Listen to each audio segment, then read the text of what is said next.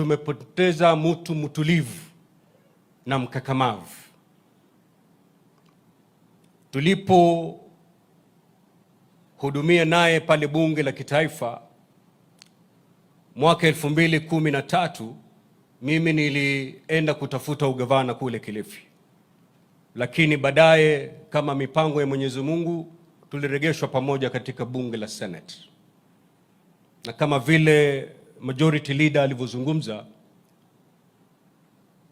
na Senator Ole Kina alivyozungumza, ni kweli kwamba katika pale bunge la Senate ni mchanganyiko maalum. Kuna wale watulivu na kuna wale ambao watakuwa watulivu sekunde moja na baada ya sekunde mbili wametoka nyuzi 0 mpaka nyuzi za kipimo 100, na pale Senate kunageuka hakukaliki. Sikumbuki siku moja ambayo nilimwambia Senator Cheptumo, order honorable senator. Sikumbuki siku moja nilimwambia hivyo. Wakati mambo yamechafuka, senators wengine wanasimama na kupiga nduru, lakini yeye utampata amekaa katika kiti chake, na akiwa na jambo la kukuzungumzia kama speaker, anatoka kwa kiti chake anakuja polepole mpaka pale ambapo umekaa kama speaker, na atakueleza mambo yake. Hutampata akipaza sauti wala kutupiana maneno na senators wenzake. Mimi sitaki kuwataja senators wangu, lakini mnajijua.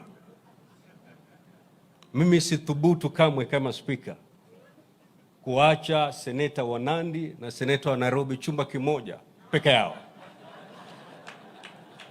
Ile fujo itakaa hapo, aidha tuwapoteze wote wawili ama mmoja wapo utampoteza.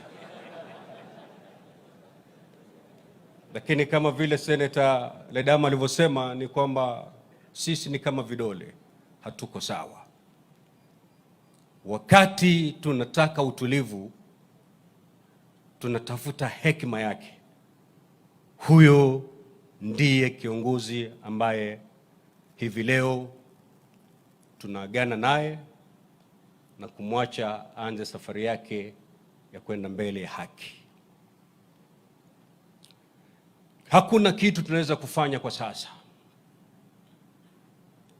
na ikiwa kweli tunampenda Senator Cheptumo, ni tuwajibike ile zile sifa zake zisife kama vile yeye ametuacha.